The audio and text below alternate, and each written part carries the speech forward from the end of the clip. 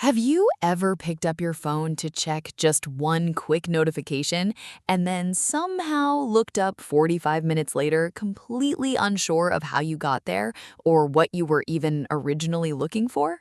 That happens to me almost every single day, honestly. It's like time just disappears the moment I open a certain app.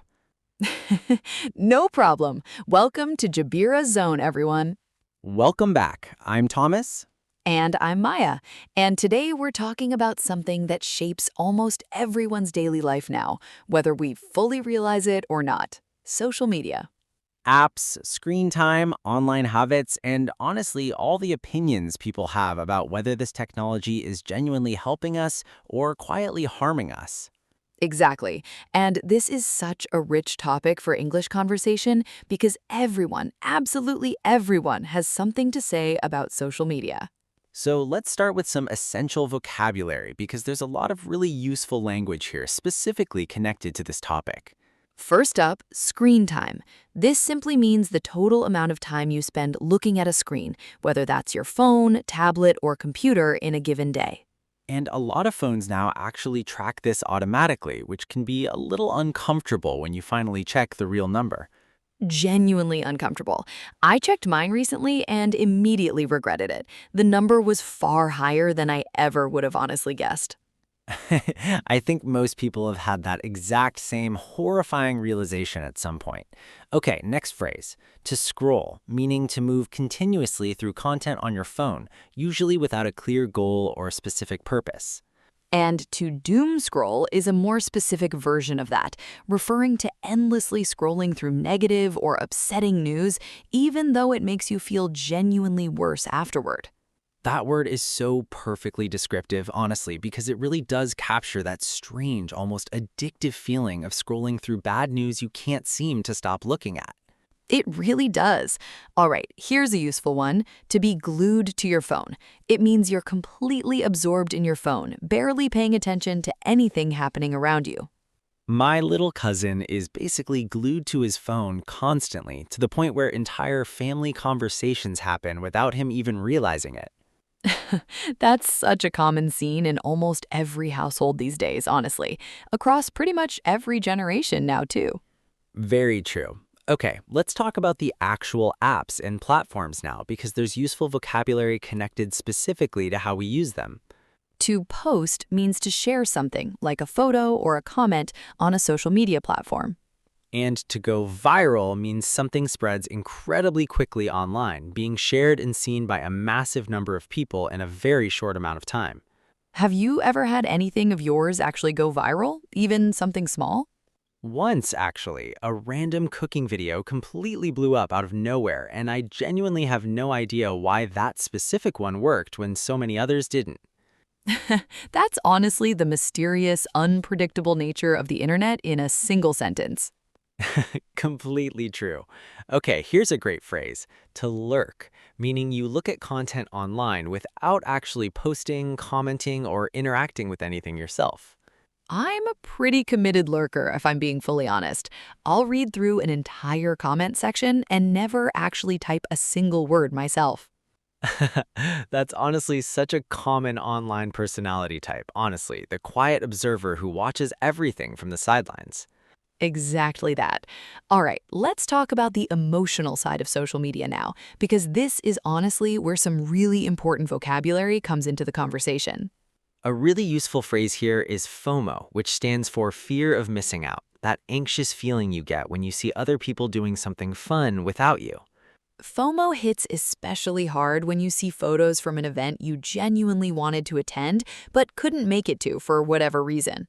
It's such a specifically modern feeling, too, honestly, one that barely existed in quite the same way before social media became such a huge part of everyday life. Very true. And on the opposite end, there's comparison culture, referring to the tendency to constantly compare your own life to the carefully curated lives you see online. That phrase, curated, is so important here, too, because people usually only post their absolute best moments, not their genuinely normal, ordinary, everyday reality. Exactly, which creates such a distorted, unrealistic picture if you're not consciously reminding yourself of that fact regularly. Before we continue further, if you're genuinely enjoying learning through episodes like this one, please take a moment to hit subscribe. We're building this channel completely from scratch, and every subscriber truly helps us keep going. It really does mean so much. Thank you all sincerely. All right, let's keep going because there's still plenty of valuable vocabulary left to cover in today's conversation. Let's talk about the positive side of social media too, because it's honestly not all negative. There are genuinely good aspects worth discussing as well. Right. A great phrase here is to stay connected, meaning using these platforms to keep in touch with friends and family, especially people who live far away.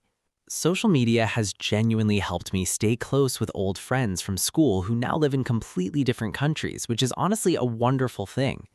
That's such an important point, honestly, because it's easy to focus only on the negatives without acknowledging the genuinely positive connections it can create too. Exactly. There's also the phrase to build a community, referring to how people with shared interests can find each other online, no matter where they physically live. I've genuinely found entire communities of people who share my specific hobbies, people I honestly never would have met otherwise in regular daily life. That's such a beautiful, underrated benefit of this technology, honestly, when it's used with real intention rather than mindless scrolling. Completely agreed. All right, let's talk about managing your own habits now, because this connects directly to having a genuinely healthy relationship with social media overall. A useful phrase here is a digital detox, meaning a period of time when you intentionally avoid screens and social media completely in order to reset mentally. Have you ever actually done a real digital detox, Maya, or is that another aspirational habit, like my supposed meal prepping? I have, actually, once for an entire weekend, and I genuinely felt so much calmer and more present by the end of it. That's honestly impressive. I tried once and lasted about 4 hours before I caved completely. Baby steps, honestly. That's still genuinely more self-control than most people manage on their very first attempt. I want to pause here and actually ask our listeners something because I think this could genuinely spark some interesting answers in the comments below. Go ahead. So here's the question for everyone listening right now. Do you think social media has genuinely made your life better overall, or has it created more problems than it's actually solved? That's such a great, genuinely thought-provoking question, honestly, because I think most people have surprisingly mixed feelings about it if they really stop to think about it. Exactly, and we would genuinely love to read your answers because everyone's personal experience with this topic tends to be so different from the next. All right, let's cover a few more phrases before we start wrapping up today's conversation. To unfollow or to mute someone means removing or hiding their content from your feed, usually because it's no longer serving you positively. I've unfollowed quite a few accounts recently, honestly, ones that consistently made me feel worse about myself after scrolling through them. That's such a healthy, genuinely underrated habit, honestly, being intentional about exactly what content you allow into your own daily feed. Completely agreed. One more useful phrase, to set boundaries with technology, meaning creating specific personal rules around your own phone and app usage. Like turning off notifications after a certain time, or genuinely keeping your phone out of the bedroom entirely at night. Both of those honestly sound like excellent ideas that I should probably start actually following myself, starting tonight. Same, completely. We're definitely both guilty parties in this particular conversation. Okay, let's quickly recap everything we covered in today's episode, because there was genuinely so much useful vocabulary in this one. We talked about screen time, scrolling, doom scrolling, being glued to your phone, posting, going viral, lurking, FOMO, comparison culture, staying connected, building a community, digital detox, unfollowing and muting, and setting boundaries with technology. That's genuinely one of the richest vocabulary lists we've ever created. And honestly, I think this might be one of the most relevant topics we've covered so far, since it touches almost everyone's daily life. I completely agree. So here's your homework for today. Try describing your own relationship with social media using 2 or 3 phrases from today's episode and drop them in the comments below. We would genuinely love to read every single one. And if today's episode helped you even a little bit, please make sure to subscribe because it truly helps us keep bringing you topics exactly like this one. We've got so many more exciting topics planned for upcoming episodes, and honestly, we genuinely can't wait to share them with all of you very soon. So maybe put your phone down for just a few minutes today, even just a little bit, and we will see you very, very soon in our next episode. Until then, take care of yourselves, stay balanced, and we'll catch you next time.